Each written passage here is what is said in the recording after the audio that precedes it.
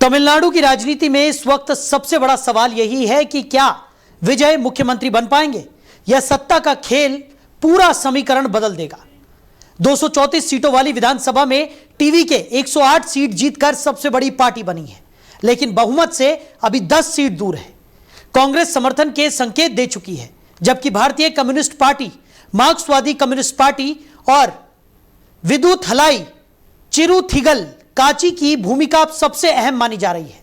अगर समर्थन नहीं मिला तो क्या द्रविड़ मुन्नेत्र कड़गम और अखिल भारतीय अन्ना द्रविड़ मुन्नेत्र कड़गम हाथ मिला सकती हैं? वही सवाल यह भी है कि अगर विजय सत्ता से दूर रहे तो क्या तमिलनाडु फिर चुनाव की ओर बढ़ेगा? अब सबकी नजर चेन्नई पर टिकी है, क्योंकि अगला फैसला राज्य की राजनीति का भविष्य तय कर सकता है। इसी पर देखिए यह खास रिपोर्ट। तमिलनाडु विधानसभा चुनाव में ऐतिहासिक प्रदर्शन करते हुए अभिनेता विजय की पार्टी तमिलगा वेट्री कजगम यानी टीवीके ने 108 सीटें जीतकर सबसे बड़ी पार्टी बनने का रिकॉर्ड बनाया है, लेकिन सरकार बनाने के लिए जरूरी 118 सीटों का आंकड़ा अब भी दूर है। इस वजह से राज्य में राजनीतिक हलचल तेज हो गई है। विजय लगातार सरकार गठन की कोशिशों में जुटे हैं और बीते 2 दिनों में 2 बार राज्यपाल राजेंद्र विश्वनाथ आर्लेकर से मुलाकात कर चुके हैं। हालांकि राज्यपाल ने साफ कर दिया है कि बिना स्पष्ट बहुमत के किसी भी दल को शपथ नहीं दिलाई जाएगी। अब विजय की उम्मीदें भारतीय कम्युनिस्ट पार्टी, मार्क्सवादी कम्युनिस्ट पार्टी और विदुथलाई चिरुथिगल काची पर टिकी हुई है। सूत्रों के मुताबिक इन दलों के अंदर समर्थन को लेकर मंथन जारी है। कांग्रेस पहले ही टीवीके को समर्थन देने की दिशा में आगे बढ़ चुकी है और पार्टी की वर्चुअल बैठक में समर्थन का प्रस्ताव भी पारित किया गया है। दूसरी तरफ अचानक द्रविड़ मुन्नेत्र कड़गम और अखिल भारतीय अन्ना द्रविड़ मुन्नेत्र कड़गम के संभावित गठबंधन की चर्चाओं में तमिलनाडु की राजनीति में सनसनी फैल गई है। हालांकि द्रविड़ मुन्नेत्र कड़गम ने इन खबरों का खंडन किया है, लेकिन अखिल भारतीय अन्ना द्रविड़ मुन्नेत्र कड़गम नेता एडपाडी पलानीस्वामी की सक्रियता ने सियासी अटकलों को और तेज कर दिया है।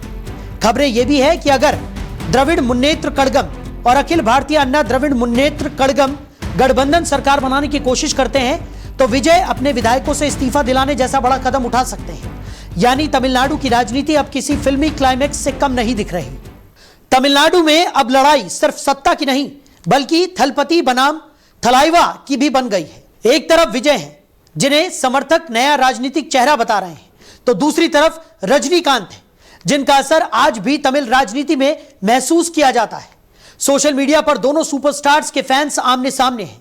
ऐसे में सबसे बड़ा सवाल यही है कि क्या रजनीकांत का प्रभाव खत्म हो रहा है या फिर राजनीति में कोई बड़ा ट्विस्ट आने वाला है, क्योंकि सियासत में एक बयान भी पूरा खेल बदल सकता है।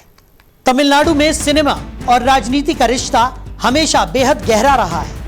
एमजीआर से लेकर जयललिता तक कई फिल्मी सितारों ने यहां राजनीति में बड़ी सफलता हासिल की है और अब उसी परंपरा को आगे बढ़ाते हुए विजय सत्ता के बेहद करीब पहुंच गए हैं। विजय और रजनीकांत के फैंस के बीच प्रतिस्पर्धा भी कोई नई बात नहीं है। पिछले कई सालों से दोनों सुपरस्टार्स के समर्थकों के बीच सोशल मीडिया पर वर्चस्व की लड़ाई चलती रही है। साल 2023 में फिल्म जेलर और लियो की सफलता के बाद यह मुकाबला और तेज हो गया।